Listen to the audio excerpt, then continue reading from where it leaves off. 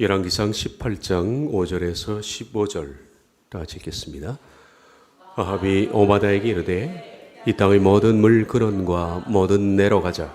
혹시 그를 얻으리라. 그리하면 말과 노새를 살리리니 짐승을 다 잃지 않게 되리라 하고, 두 사람이 두루 땅을 나누어 아합은 홀로 이 길로 가고 오바다는 홀로 저 길로 가니라.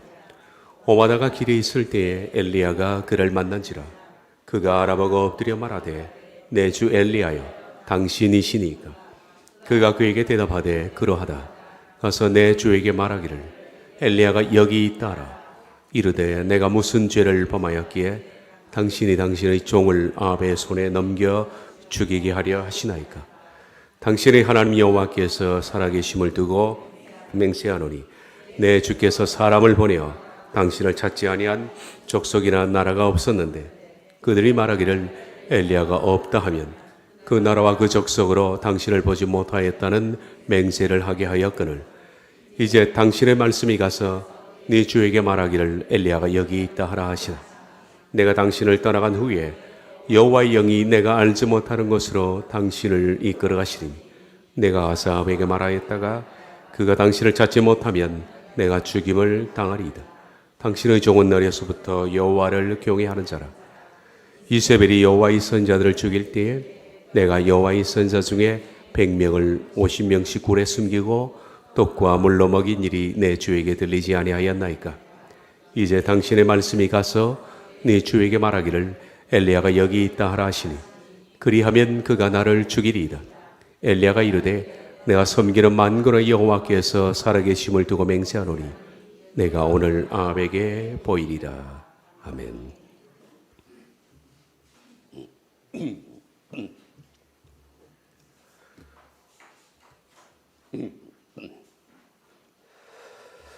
미치엘 봄이 쓴 책입니다. 천국에서 만난 5사람. 이 책의 주인공은 에디라는 사람입니다.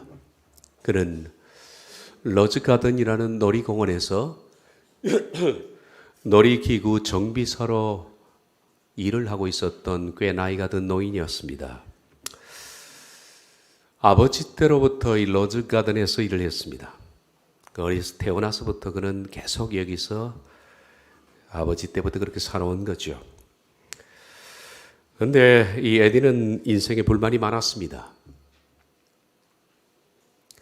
전쟁에서 왼쪽 무릎을 다쳐서 지팡이를 항상 짚고 다녀야 했던 그는 아내마저 일찍 하늘나라로 떠나본 뒤에 자기 인생이 정말 보잘것이었구나, 그런 생각을 하고 살았습니다. 왜 이렇게 나는 보잘것이 없나. 원래 마음이 상한 사람들은 누구 탓을 합니다.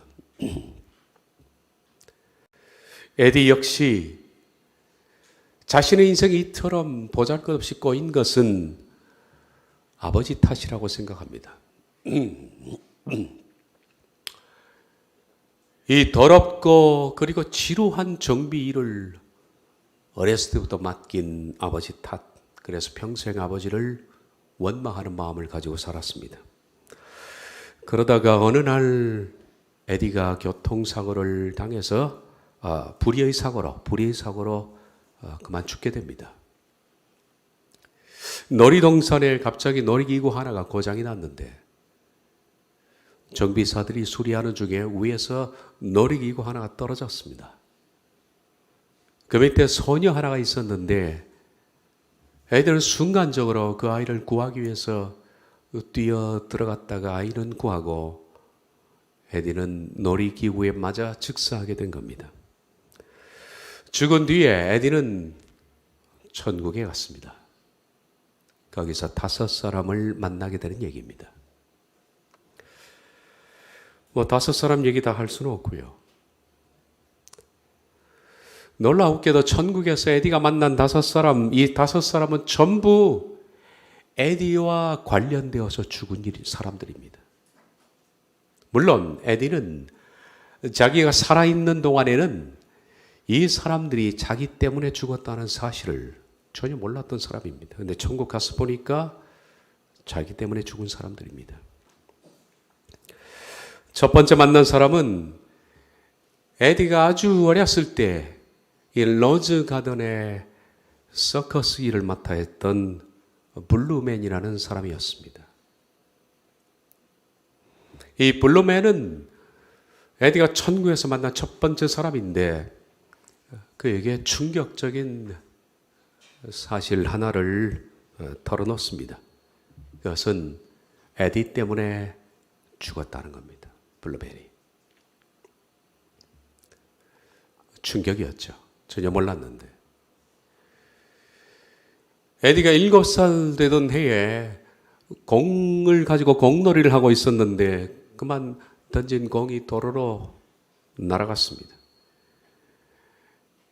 애니까 뭐 차가 오든 말든 그냥 뛰쳐 들어가서 도로에서 공을 가지고서 다시 친구로 돌아왔는데 달려오던 블루맨의 차가 에디를 피하려고 급히 핸들을 꺾었습니다. 그리고 트럭에 받쳐서 사망을 하고 말았습니다.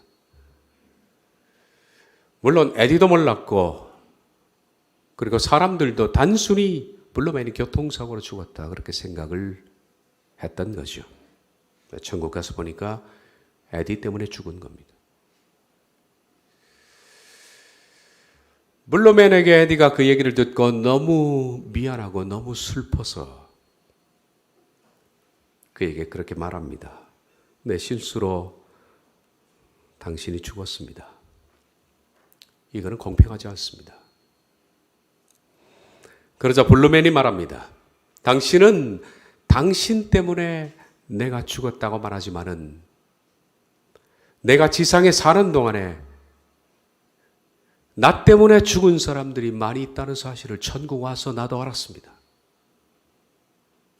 이 땅에는 매일 그런 일이 발생하고 있습니다. 바람과 산들바람을 서로 분리할 수 없는 것처럼 한 사람의 인생을 다른 사람의 인생과 분리해서 떼놓고 생각할 수가 없는 겁니다. 블루맨의 말합니다. 이 책, 천국에서 만난 5사람이라는 이 책이 말하는 모든 것은 우리는 다른 사람의 인생과 내가 알지 못하지만 깊이 연관이 되어 있다는 얘기입니다. 다 연결이 되어 있는 겁니다. 내가 알지 못하는 많은 사람과 나의 인생은 연결이 되어 있다. 그걸 이 책이 말하고자 하는 겁니다. 여러분들은 여러분이 어떤 사람을 도왔습니다. 또 그를 위해서 가슴 졸이면서 기도도 한 적이 있을 겁니다. 또 그 사람 때문에 많은 고통을 껴안기도 했습니다. 그러나 많은 사람들이 여러분이 그 마음들을 모릅니다. 마찬가지로 어떤 사람들이 나를 돕고 나를 섬겼고 나를 위해서 기도하고 눈물을 흘리고 나 때문에 수많은 고통을 겪었지만은 우리들은 대부분 그 사람을 기억하지 못합니다.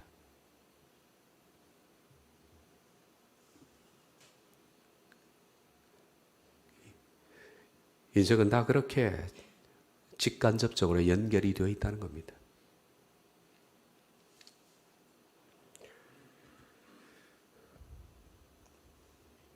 이분도 마찬가지입니다. 아주 뜬금없이 등장한 사람이에요. 오바댜. 엘리야 입장에서 보면 뜬금없이 등장한 사람, 바로 그 사람입니다. 이 사람이 나올 수 있는 장면이 아닙니다. 앞서 에디를 구하고 블루맨이 죽은 것처럼, 그렇지만 에디가 몰랐던 것처럼 엘리야는 갑자기 뜬금없이 등장한 오바댜가 자신과 무슨 관련이 있는지 몰랐을 겁니다. 과연 우리들은 이 엘리야와 오바댜가 무슨 관계가 있는지 좀 신비로운 관계를 이 시간에 생각해 볼 겁니다. 3년 반 전에 하나님은 엘리야에게 아합에게 가서 가뭄을 선포하라 하셨습니다. 엘리야는 아합에게 가서 가뭄을 선포했습니다. 그것이 엘리야의 첫 번째 사역이었습니다. 그 후에 엘리야는 자신도 이해하지 못하는 그런 명령을 하나님께 받습니다. 숨으라는 얘기입니다.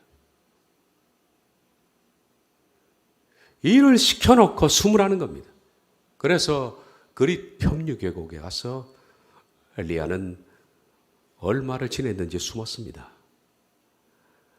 아무도 없는 그 장소, 적막강산이에요. 하루 종일 지나가는 사람 한 사람도 볼 수 없는 장소, 거기서 엘리야는 숨어 있으면서 까마귀가 공수해 오는 그런 음식, 그것을 먹고 시간이 지냈습니다. 그 얼마가 지냈을지 모르지만 하나님은 다시 엘리야를 사르밧으로 옮겼습니다. 왜 하나님은 그를 그쪽으로 옮겼는지도 모릅니다. 가라 하시는 것 같습니다. 거기서 한 과부의 공개를 받고 다시 시간을 그냥 그렇게 보냈습니다. 엘리야는 이런 시간들이 무의미하다. 이건 아무 의미가 없어 도대체 라고 생각했지만은 시간이 지나고 나서 우리가 성경을 통해서 하나님이 그렇게 하신 이유 두 가지를 발견했습니다. 첫 번째는 엘리야의 개별적인 훈련이었습니다. 하나님은 그 시간을 통해서 엘리야를 만드시고, 두 번째, 오바댜 밑에서 오바댜의 말에서 할 수 있는 것처럼 하나님은 이세벨에게서 그를 숨겨 놓기 위함이었습니다. 그 자리에 있었으면 엘리야가 죽었겠죠. 그래서 하나님은 그를 숨겨 놓으시려고 했습니다. 이 얘기는 나중에 오바댜가 합니다. 18장 7절을 보면 내 주께서 사람을 보내어 당신을 찾지 아니한 족속이나 나라가 없었는데 그들이 말하기를 엘리야가 없다 하면 그 나라와 그 족속으로 당신을 보지 못하였다는 맹세를 하게 하였거늘. 내 주는 여기서 아합입니다. 아합이 샅샅이 뒤졌다는 겁니다. 북이스라엘 모든 골짜기 모든 고을마다 뒤지지 않은 곳이 없습니다. 그래서 거기서 그 동네 사람을 만나면 엘리야를 못 봤다 그러면 맹세를 시켰다는 겁니다. 네가 맹세할 수 있지? 맹세해. 정말 못 봤습니다. 오케이. 그리고 떠났다. 그 이유는 나중에 혹시 그 동네 사람들이 숨겨놨을 때 몰살시키겠다는 얘기입니다. 그 정도로 무섭게 뒤졌습니다. 북이스라엘 전역에 엘리야가 숨을 곳은 없었습니다. 그리 시냇가, 그것은 아무도 생각하지 못하는 장소였기 때문에 하나님은 거기 숨겨둔 거죠. 그리고 사람이 아니라 까마귀를 통해서 음식을 공급한 겁니다. 이제 아합이 점점 이스라엘을 완전히 수색해 가는 가운데 어쩌면 그릿도 발각될 수 있는 그런 위험성이 있었길래 하나님은 그릿에서 사르밧으로 옮긴 겁니다. 그 나라까지 갈 것이라고는 생각을 못했던 그 장소. 그래서 엘리야는 사르밧으로 옮겼습니다. 그런 와중에 우리가 지난 시간에 봤던 것처럼 오바댜라는 사람이 나타났습니다. 그는 궁중을 맡은 사람이었는데 선지자 100명을 숨겼습니다. 그러다가 3년 반이 지난 어느 날 하나님은 다시 엘리야에게 말씀을 합니다. 이제 아합에게 가라. 그리고 다시 내가 비를 내릴 것이라고 그에게 말해라. 그래서 엘리야는 하나님의 명령을 듣고 아합을 만나기 위해서 지금 가는 겁니다. 3년 반을 죽이기 위해서 샅샅이 뒤졌는데 못 만났던 그 아합을 지금 만나러 가라는 겁니다. 열왕기상 18장은 모든 스토리 중심이 주인공이 누굽니까? 하나님과 엘리야가 엮어가는 얘기입니다. 18장의 중심은 엘리야입니다. 그런데 엘리야가 아합을 만나러 가는 그 과정에 뜬금없이 지금 오바댜가 등장을 한 겁니다.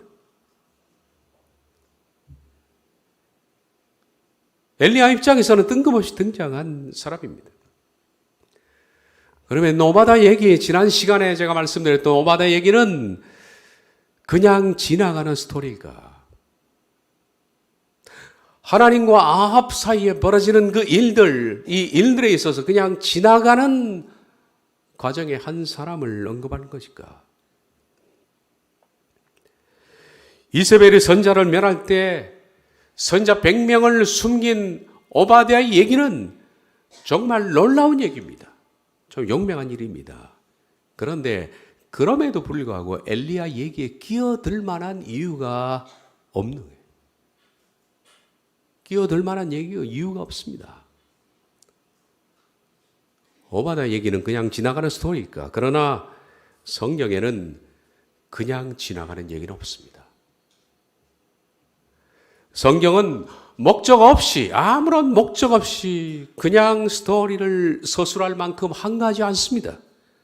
성경은 분명한 목적과 이유가 있어서 그 스토리를 기록한 겁니다.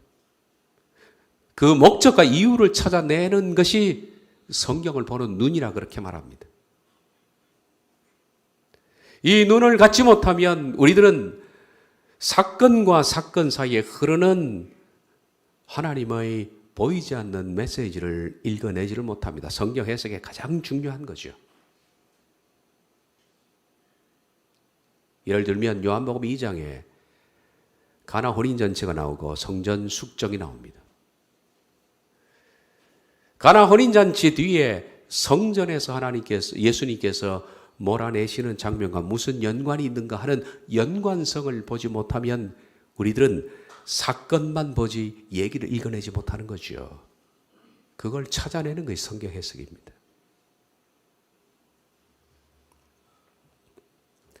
게다가 오바댜 얘기는 그냥 지나가는 스토리라 보기에는 너무 깁니다. 너무 장황합니다. 지난 시간에 말씀드린 것처럼 무려 17절에 해당하는 긴 얘기가 그에 대한 기사입니다. 엘리야 얘기는 17장부터 22장까지입니다. 지금 한창 긴박하게 엘리야 얘기가 진행되고 있고 클라이막스로 치닫고 있는 이 시점에 갑자기 이 오바댜가 등장한 겁니다. 물론 그가 놀라운 일을 했습니다마는 전혀 연관성이 없는 얘기 같지만 그가 등장하지 않아도 될 얘기입니다. 지금 아합과 엘리야 사이의 얘기입니다. 그렇다면 분명히 오바댜의 스토리는 아합에게 무슨 메시지를 주고 있는 겁니다. 마치 블루맨이 전혀 몰랐던 에디에게 메시지를 주는 것처럼 말입니다. 연관이 있는 겁니다. 다 연관이 있어요. 그렇다면 오바댜 이 사람과 엘리야는 무슨 연관이 있는 것일까?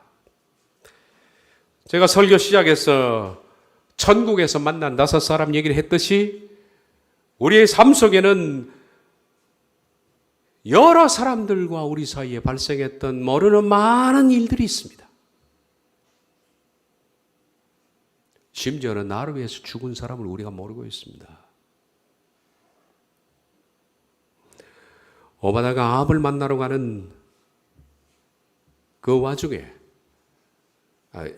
엘리야가 아합을 만나러 가는 와중에 오바댜가 등장해서 엘리야에게 던지는 무언의 메시지, 그게 뭘까 하는 것은 결론적으로 제가 말씀드리고 잠시 오바댜가 어떤 사람이었는지 그에 관한 기사를 지난 시간에 이어서 좀 더 보여야 될 것 같습니다. 그래야만 그 해답이 나옵니다. 오바댜에 관해서는 이렇게 말합니다. 지난 시간에 제가 묻혀 사는 거인들이라고 불렀는데 오바댜는 묻혀 사는 거인입니다. 그런데 오늘 우리가 읽은 말씀은 전혀 어울리지 않는 모습입니다. 도대체 지난 시간에 봤던 오바댜와 오늘 만나게 될 오바댜는 같은 사람이라고 여겨지기에는 너무 거리가 큽니다.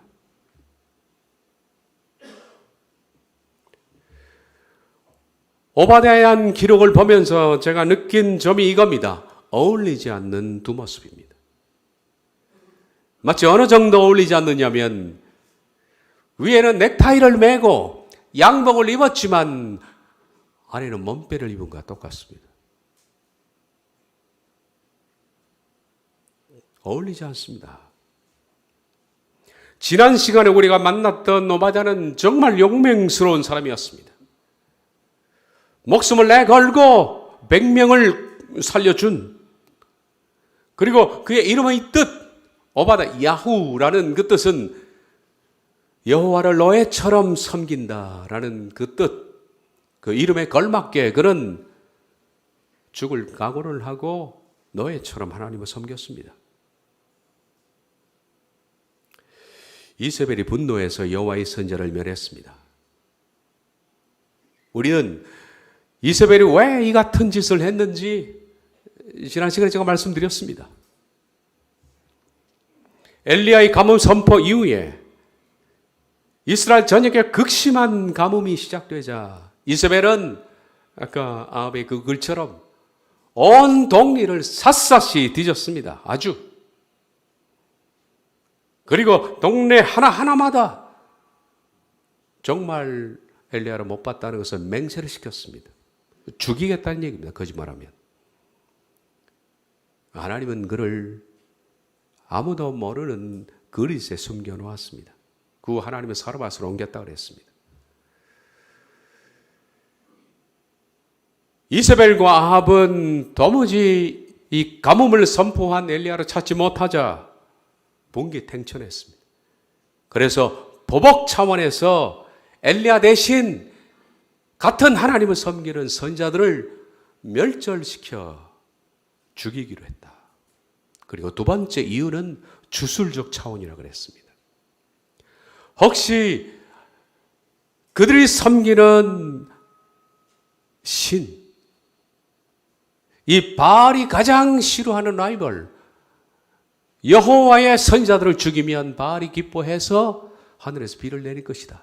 그렇게 생각을 한 겁니다. 이 주술적인 겁니다. 온 나라가 공포에 쌓였습니다. 여기저기서 여호와를 경외하는 사람들이 죽어왔습니다. 수많은 여호와의 선지자들이 몰살을 당했습니다. 그런 와중에 오바댜는 100명을 50명씩 나누어서 갈멜 근처에 있는 동굴에 숨겨놓고 3년 동안 그들에게 먹을 것을 공급을 했다. 지난 시간에 봤죠? 4절에 이세벨이 여호와의 선지자를 멸할 때 오바댜가 선지자 100명을 움켜쥐고 50명씩 굴에 숨기고 떡과 물을 먹였더라. 락카우, 여기서 낚아채다. 절박한 순간에 이들을 낚아채서 굴에 피신시켰습니다. 지난 시간에 봤던 오바댜는 너무 용맹하고 두려움 없는 모습이었습니다. 여기까지가 상의에 넥타이를 매고 양복을 입은 그의 모습이었습니다. 그런데 오늘 만나게 될 오바댜는 몸빼 하의를 입은 겁니다. 너무나 기막힌 반전의 모습을 우리가 만나게 됩니다. 가뭄이 계속되자 아합은 오바댜, 이 측근이죠. 자신의 모든 것을 믿을 수 있는 최측근인 오바댜 한 사람을 데리고 엘리야가 직접 물 찾기에 나섰습니다. 이대로 가다가는 궁중에 있는 말들도 다 굶어 죽게 생겼으니까. 그래서 둘이서 물 근원을 찾으러 다니는 모습이 나옵니다. 5절 6절에 아합이 오바댜에게 이르되 이 땅의 모든 물 근원과 모든 내로 가자. 혹시 꼴을 얻으리라. 그리하면 말과 노새를 살리리니 짐승을 다 잃지 않게 되리라 하고 두 사람이 두루 다닐 땅을 나누어 아합은 홀로 이 길로 가고 오바댜는 홀로 저 길로 가느니라. 여러분은 오늘 이 말씀을 읽으면서 오바댜의 모습이 어떻게 보입니까? 저는 서글플 정도로 구차하게 보입니다. 왜 오바댜의 모습이 구차하게 보이느냐? 그것은 뒤에 오바댜의 한 말들을 미루어 봐서 그런 건데 정말 구차하게 보입니다. 아합 밑에서 그저 물 근원이나 찾으러 다니는 오바다의 모습이 구차하게 보입니다. 지금 이세벨이 없습니다. 오바다는 아합과 단 둘이만 지금 있는 겁니다. 그러니 오바다는 어떤 기회를 맞은 겁니다. 아합이 휘둘린 것은 그의 아내 이세벨 때문에 그런 겁니다. 아합은 원래 그의 마음속에 여호와를 두려워하는 마음이 있었습니다. 아내 이세벨이 워낙 지독한 바알 전도사니까 아내에 휘둘린 겁니다. 근데 이세벨이 없습니다. 둘이 있는 겁니다. 오바다가 정말 여호와를 경외하는 최측근이었다면 이 기회가 아합을 여호와 신앙으로 일깨울 수 있는 절호의 찬스입니다. 차라리 엘리야처럼 오바다가 단판 승부를 벌이든지 아니면 죽더라도 아합에게 직언을 하든지. 지금 그런 찬스 아닙니까? 직언하는 게.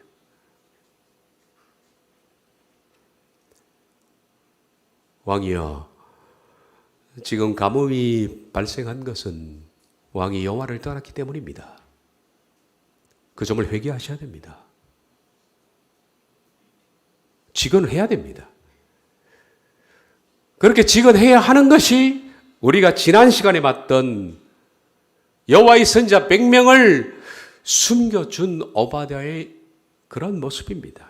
그런데 지금 아합과 함께 물이나 찾으러 다니는 너무나 구차한 모습 때문에 실망스럽습니다.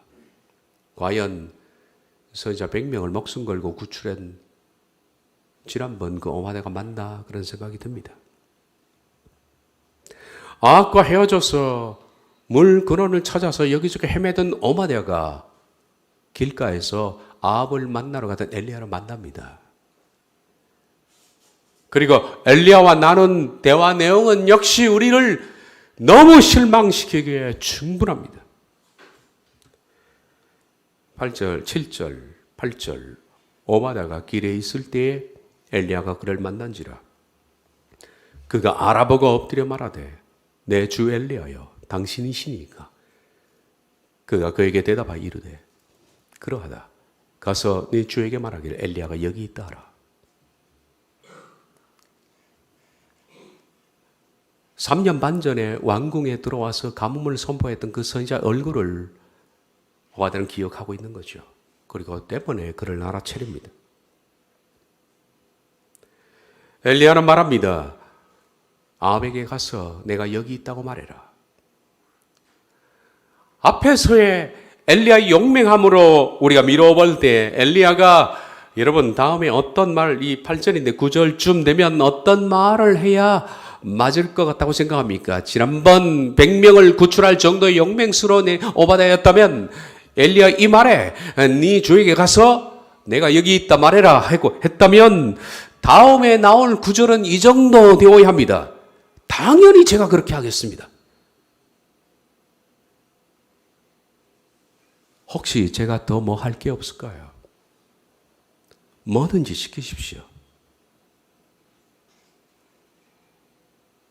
그런데 다음 그가 했던 말을 보십시오.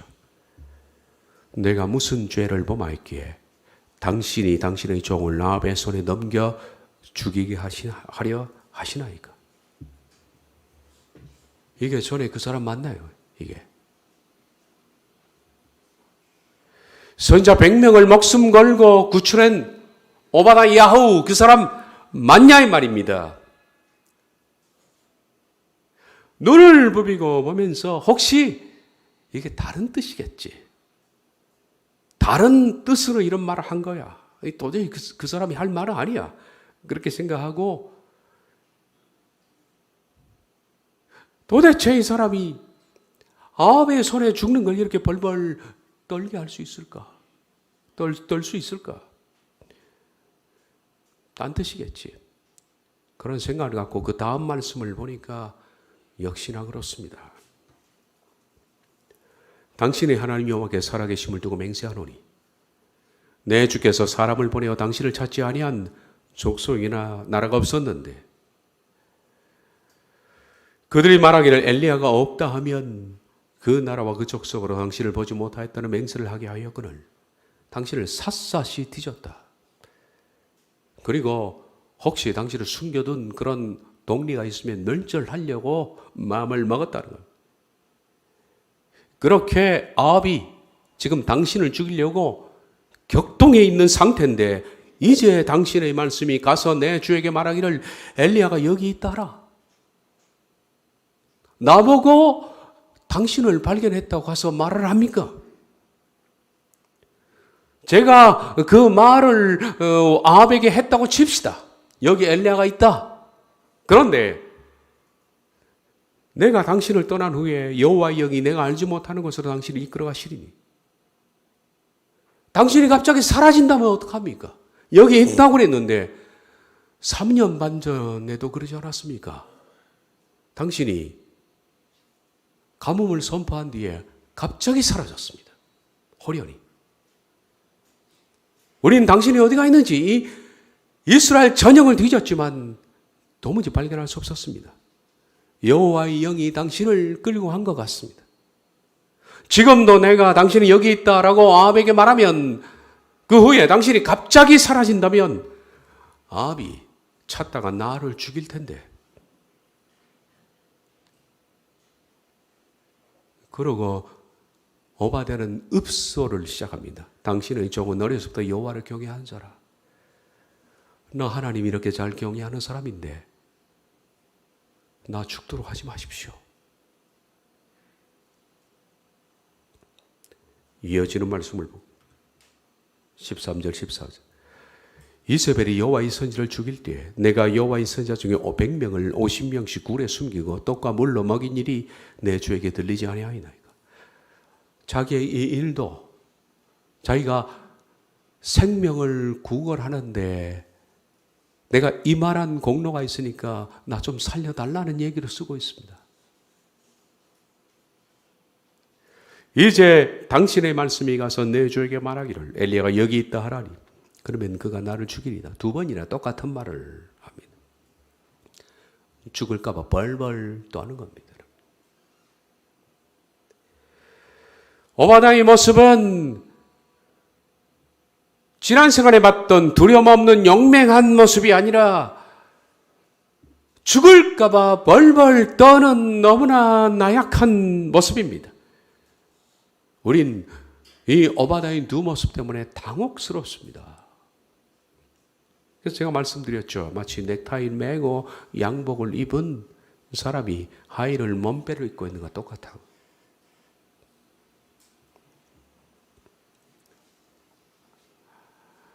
이런 사람이 왜 갑자기 엘리야에게 등장했느냐 하는 겁니다. 열왕기상 18장은 말씀드린 것처럼 하나님과 엘리야와 아합이 주인공입니다. 하나님, 엘리야, 아합 중심으로 스토리가 지금 진행되고 있는 겁니다. 그런데 갑자기 뜬금없이 오바댜가 등장했다 그렇게 말했습니다. 그리고 제가 말씀드린 오바댜 얘기는 그냥 지나가는 스토리가 아닙니다. 이세벨이 선지자를 멸할 때 100명을 굴에 숨겨 살린 그의 얘기는 필적할 만한 놀라운 일이지만 지금 긴박하게 하나님, 아합, 엘리야 사이에 돌아가는 그 중심적인 스토리에 끼어들 만한 그런 이유가 없어요. 얘기는. 그러나 말씀드린 것처럼 성경에는 그냥 지나가는 스토리가 없습니다. 아무 목적 없이 한가하게 성경은 지나가는 얘기를 쓰지 않습니다. 분명한 목적과 이유가 있기 때문에 그 사건을 쓰는 겁니다. 다시 말해서 오바댜 얘기는 하나님과 아합과 엘리야 사이에 분명한 목적을 가지고 지금 끼어든 얘기입니다. 우린 지난 시간에 오바댜를 그렇게 불렀습니다. 묻혀 사는 거인.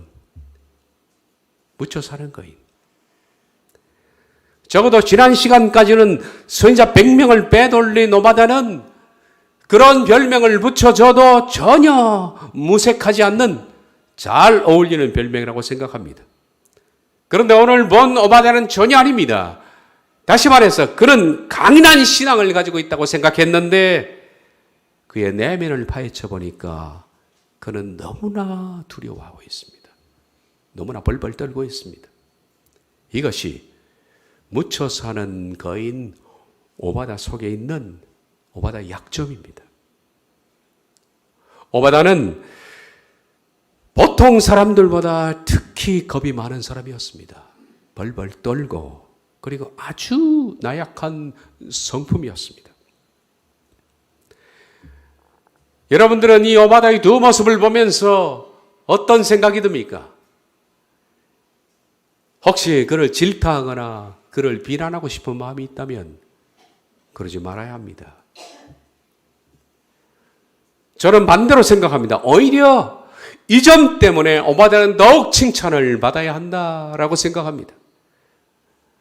왜냐하면 오바다는 원래 태생적으로 두려움이 많은 사람. 저는 오바다의 모습이 어떤 모습일지 대충 그려줍니다. 이건 뭐 그냥 상상으로 그려진 거니까. 그런 굉장히 여성스러운, 몸도 남자지만은 갸날프고 여성스럽고 그리고 아주 섬세한, 내적으로 굉장히 떠는 그런 성품의 소유자로 생각이 듭니다. 그는 보통 사람보다 두려움이 많았습니다. 그리고 아주 나약한 성품이었습니다. 그래서 이런 사람이 엄청난 일, 이세벨이 모든 선지자를 멸할 때 100명을 빼돌린 일은 보통 사람들보다 더 가슴 떨리는 일이었을 겁니다. 그는 사시나무 떨듯이 떨면서 그 100명을 구출했어요. 보통 사람이 가질 수 있는 용기보다 그런 몇 배 이상의 용기를 가져야만 이 일을 할 수 있는 그런 온 다리와 온 몸이 사시나무 떨듯이 떨면서 선지자를 숨겼을 겁니다. 그것이 단 한 번의 사건으로 끝난 게 아닙니다. 이세벨의 학정은 무섭게 계속되었고 이 100명을 굴 속에 50명씩 숨겨두면서 이세벨이 엘리야를 찾고 선지자를 멸절하는 그 시간 동안에 계속적으로 떡과 물까지 그들에게 공급을 해야 되니 3년 동안에 오바다가 얼마나 떨었을까 여러분. 그 나약한 성품 가지고 원래 대찬 성품이라면 덜하겠죠. 그 다리가 후들거리면서 매일같이 덜덜 떨면서 3년 동안 그 일을 했으니 이 오바다가 얼마나 대단히 감당하기 힘든 일을 했을까요? 성경에 나오는 숨어 사는 거인들, 이들은 약점이 없는 사람들이 아닙니다. 한결같이 약점이 많은 사람임에도 불구하고 약점 때문에 사로잡히지 않고 오히려 그 약점을 뛰어넘어서 약점은 있지만은 그럼에도 불구하고 위대한 일을 해낸 사람들이 묻혀 사는 거인들이지 다 한결같이 슈퍼맨이 아니라는 겁니다. 그러면 이 오바댜가 아합을 만나러 가는 엘리야에게 지금 어떤 무언의 메시지를 주고 있을까요? 오바댜 자체가 엘리야에게 주는 메시지가 있습니다. 앞서 제가 말씀드린 것처럼 브루멘과 에디의 관계처럼 이 오바댜는 엘리야에게 어떤 메시지를 줄까? 그것은 속으로 그렇게 나약하고 벌벌 떠는 한눈에 보기에도 그냥 에릿에릿한 남자, 그냥 두려워서 벌벌 떠는 남자, 저런 남자가 도대체 저런 큰일을 할 수 있을까 상상이 되지 않는 그런 아주 약한 남자. 그런 오바댜를 통해서 엘리야는 지금 충격을 받는 겁니다. 무슨 충격을 받냐면 하나님께서 엘리야에게 그렇게 말씀하는 것 같습니다. 너하고 똑같아. 사실 엘리야가 벌벌 떨고 있거든요. 지금 아합을 만나러 가면서. 여러분들이 상상이 되지 않겠지만 엘리야의 성품은 오바댜와 정말 닮았습니다. 흡사합니다. 우리들은 엘리야 그러면 굉장히 담대하고 용맹하고 성경에서 가장 많은 기적을 행했기 때문에 두려움 없는 대찬 성품이라고 생각하지만은 엘리야는 오바댜와 너무 닮았습니다. 너무 약하고 두려워 떠는, 벌벌 떠는 모습, 그게 진짜 엘리야의 모습입니다. 그래서 우리가 아직 그 말씀까지는 안 봤습니다만, 갈멜산 싸움 이후에 그렇게 용맹스럽게 보였던 엘리야가 이세벨이 한마디에 툭 던지자 그냥 벌벌 떠는 그의 본바탕이 성경에 기록되어 있지 않습니까? 아합이 엘리야가 행한 일과 그가 어떻게 모든 선지자를 칼로 죽였는지를 이세벨에게 말하니, 이세벨이 사신을 엘리야에게 보내 이르되 내가 내일 이맘때에는 반드시 네 생명을 저 사람들 중 한 사람의 생명과 같게 하리라. 그렇지 아니하면 신들이 내게 벌 위에 벌을 내림이 마땅하니라 한지라. 이 형편을 보고 일어나 자기 생명을 위해 도마하여, 오바댜 똑같잖아요. 자기 생명을 위해 도마, 그 강인한, 그 겁없는 엘리야가 도대체 19장에 이 엘리야가 맞나 싶죠. 엘리야 18장 갈멜산에서 엘리야는 넥타이를 매고 양복을 입은 상이었다면 19장은 그도 똑같이 오바댜처럼 몸빼를 입고 있습니다. 벌벌 떨면서 형편을 보고 일어나 자기의 생명을 위해 도마하여 유다에 속한 브엘사바에 이르러 자기의 서원을 그곳에 머물게 하고 자기 자신은 광야로 들어가 하루 길쯤 가서 한 노뎀나무 아래에 앉아서 자기가 죽기를 원하여 이르되 여호와여 넉넉하오니 지금 내 생명을 거두시옵소서. 나는 내 조상들보다 낫지 못하나이다. 자기 목숨 때문에 벌벌 떨었던 오바댜 똑같습니다. 지금 패턴이 오바댜의 패턴과 엘리야가 패턴이 똑같은 겁니다. 그렇습니다. 강인하게 보이는 엘리야 속에 아주 연약한 모습이 지금 있는데 그게 오바댜와 똑같은 겁니다. 오바댜는 엘리야의 모습입니다. 성경에는 기록되어 있지 않지만은 엘리야는 아합을 만나러 가면서 하나님께서 그에게 말씀했죠. 이제 너는 가라. 그리고 아합에게 말하라. 아합이 엘리야를 자야 죽이려고 샅샅이 뒤졌던 그 아합을 만나러 가라 했을 때 엘리야는 명령에는 순응하지만은 그 속은 벌벌벌 떨었다는 거예요. 다리는 후들거리고. 죽으면 어떡해? 그게 그 속 사람의 생각입니다. 그런 엘리야가 아합을 만나러 갈 때 하나님은 오바댜를 긴급 투입했습니다. 그리고 말씀합니다. 봐라, 너처럼 나약하고 두려워 떠는 이 사람도 목숨을 걸고 100명을 구원하지 않았느냐? 그러니 너도 두려움 없이 갈멜로 올라가라. 그렇게 말씀하시는 것과 같은 겁니다. 우리들은 다 약점이 있는 사람들입니다. 그러나 약점에도 불구하고 해야 할 일은 해야 하는 거예요. 신앙세계에서는.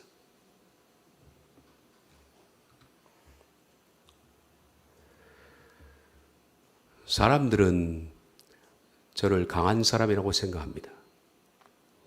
교인들이 생각하기에는 강대상에서 큰 소리 치고 설교하니까 저 사람은 설교한 대로 산다 그렇게 생각하지만은 실은 그러지 않습니다.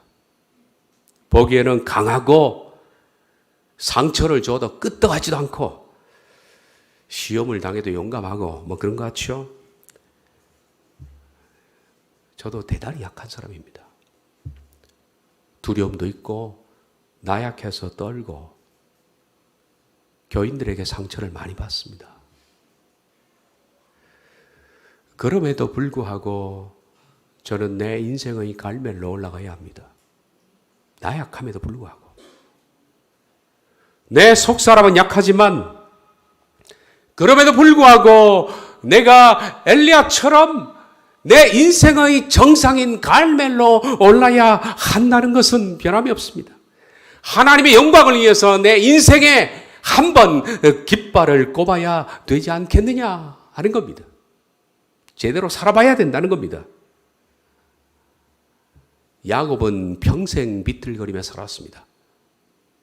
그래서 마지막 죽을 때는 그가 지팡이 머리에 의지해서 죽었다 그렇게 말합니다. 죽을 때 멋있게 죽은 사람입니다.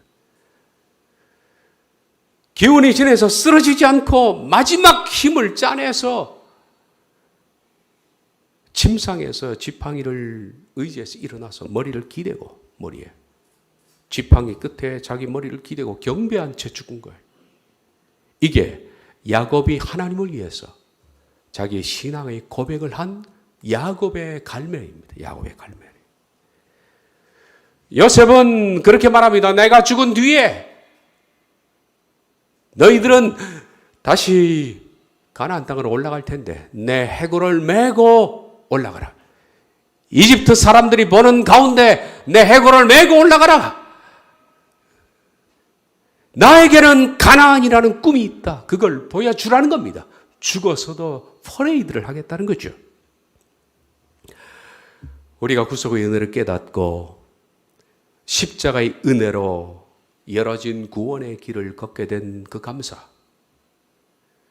평생 살면서 여러분 인생에 딱 한 번 갈멜 정상에 올라서 퍼레이드를 하고 죽어야 됩니다.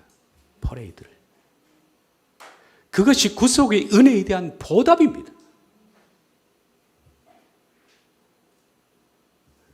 제가 몇십 년 전 저 공릉동의 원자력 병원에 몇 번 전도를 하러 갔습니다.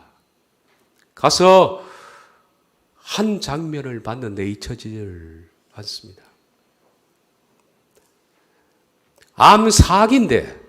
암사기로 온몸이 시커먼 흑인처럼 된 남자가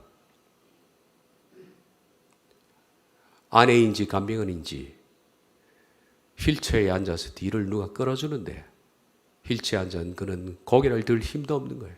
머리를 그대로 땅에 떨어뜨린 채 여기에 우리 전도띠처럼 띠를 하나 띈 거예요. 예수님 믿으십시오 라는 띠를 띠고 이분이 원자로 빼온 모든 병실을 하루에 한 바퀴 그렇게 돕니다. 말은 못하니까. 그리고 며칠을 돌았는지 그러고 죽으신 거예요. 마지막 퍼레이드. 나를 구속하신 하나님의 은혜에 대한 내 인생의 정상 갈멜에 올라서 마지막 퍼레이드를 하고 죽겠다는 겁니다. 그것이 하나님의 구속에 은혜한 보답이죠. 보답이에요. 우린 다 두려워하는 사람입니다. 나약하고 벌벌 떨고 겁이 많고 자주 넘어지고. 그렇지만은 갈멜에 올라야 되겠다는 마음은 변함이 없습니다. 하나님이 엘리야에게 말합니다. 너와 똑같은 사람 여기 있지 않느냐. 너처럼 속은 연약하고 사지가 벌벌 떨리면서도 목숨 걸고 지금 이거 했다. 이 오마다는 너와 똑같이 겁이 많고 나약한 사람이다. 그런데도 이 자는 해냈다. 너 힘을 내야 된다. 갈멜에 올라가라. 여러분들에게 말씀드립니다. 여러분 인생의 갈멜에 올라야 합니다. 그것이 은혜에 대한 보답이죠. 기도하겠습니다.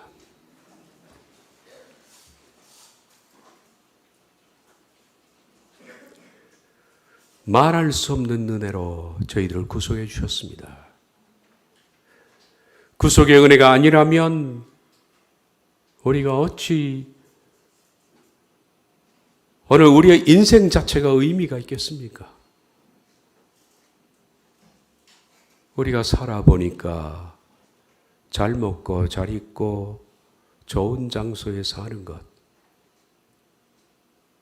그리고 행복을 누리는 것, 이런 것도 큰 의미가 별로 없습니다. 그리고 나이가 더 들수록 인생은, 그리고 우리의 목숨이 끊어질수록 인생은 더 허무할 겁니다. 우리가 하나님의 나라에 대한 소망이 없었더라면 모든 것들은 정말 허무한 것들인데 저희를 구속의 은혜로 부르셨으니 그 은혜에 보답하여 마지막 하나님께 은혜의 퍼레이드를 하는 우리 모든 교우들이 되게 해 주옵소서. 예수님의 이름으로 기도하옵나이다.